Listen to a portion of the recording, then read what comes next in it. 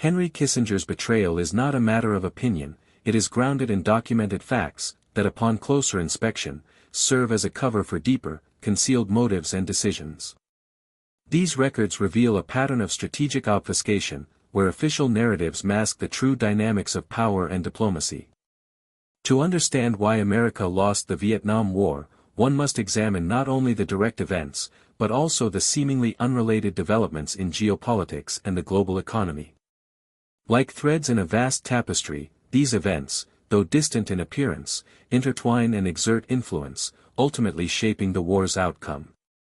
As former President of the Republic of Vietnam, Nguyen Van Thieu, warned, "Don't listen to what the communists say, but look at what they do." Only by scrutinizing actions over rhetoric can we begin to uncover the truth buried beneath layers of deception, where lies were stacked upon lies to obscure the real story.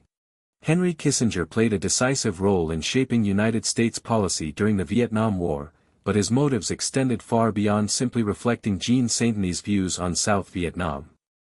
His strategic priorities were deeply rooted in securing United States dominance in global finance and reinforcing America's geopolitical foothold in the Middle East, particularly through unwavering support for Israel. Two pivotal events explain why the United States ultimately abandoned its ally, the Republic of Vietnam. First, in 1971, the United States dollar was taken off the gold standard, transforming it into a fiat currency and triggering a shift in economic priorities.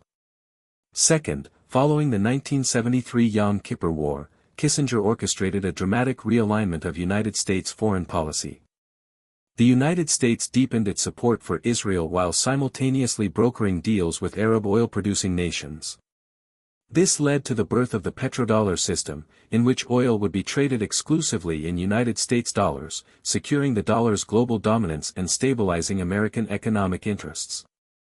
This arrangement not only stabilized the dollar's global dominance, but also entrenched U.S. backing for Israel's regional position, including its controversial occupation of Palestinian territories. In this new strategic framework, Vietnam lost its relevance. The Middle East, with its energy leverage and ideological battlegrounds, became the centerpiece of American foreign policy. Kissinger's diplomacy prioritized currency, oil, and Israel's security over loyalty to embattled allies in Asia. The abandonment of South Vietnam was not a failure of commitment, it was a calculated pivot toward a new world order, shaped by financial hegemony and Middle Eastern realignment. This is also why Kissinger refused to listen to Ellsworth Bunker's advice, because supporting the Republic of Vietnam meant diverting attention and resources away from Israel, whose strategic value in Kissinger's grand design far outweighed any commitment to Southeast Asia. This strategic reorientation came at a profound cost. The Republic of Vietnam, once a vital Cold War ally, was cast aside as United States priorities pivoted toward securing energy dominance, stabilizing a fragile post-gold monetary system, and reinforcing Israel's position in the Middle East. But the consequences reached far beyond Indochina. Kissinger's policies, while focused on short-term geopolitical gains, undermined America's long-term stance against a rising China. By sidelining Southeast Asia and failing to anticipate Beijing's enduring ambitions, the United States surrendered critical strategic leverage in a region that would soon define the global balance of power. Today, the legacy of these decisions is becoming clear. The petrodollar system is under strain, the dollar faces mounting challenges as a global reserve currency, and China is asserting itself economically and militarily. The very foundations of United States global power, its financial system, its alliances, and its geopolitical influence are eroding. Kissinger's calculus may have secured short-term dominance, but it planted the seeds of long-term decline. The United States now stands at a crossroads, where its status as a superpower is no longer guaranteed. Kissinger is just a man who once served, not ruled.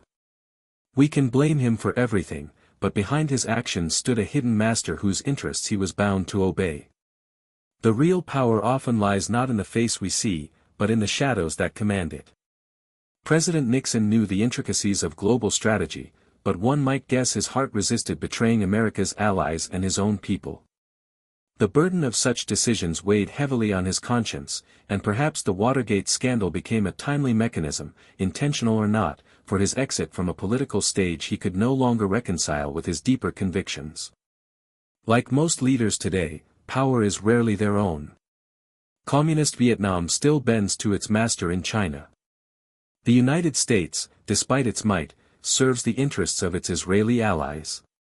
And the rest of us, who believe we are free, live within their systems, trading in currencies they control, believing in values they assign. We may not see our masters, but we obey them every day. The Republic of Vietnam serves no masters. We stand for our people, and we fight for them with our last breath. Our loyalty is not bought, borrowed, or imposed, it is earned through sacrifice, and sealed in honor.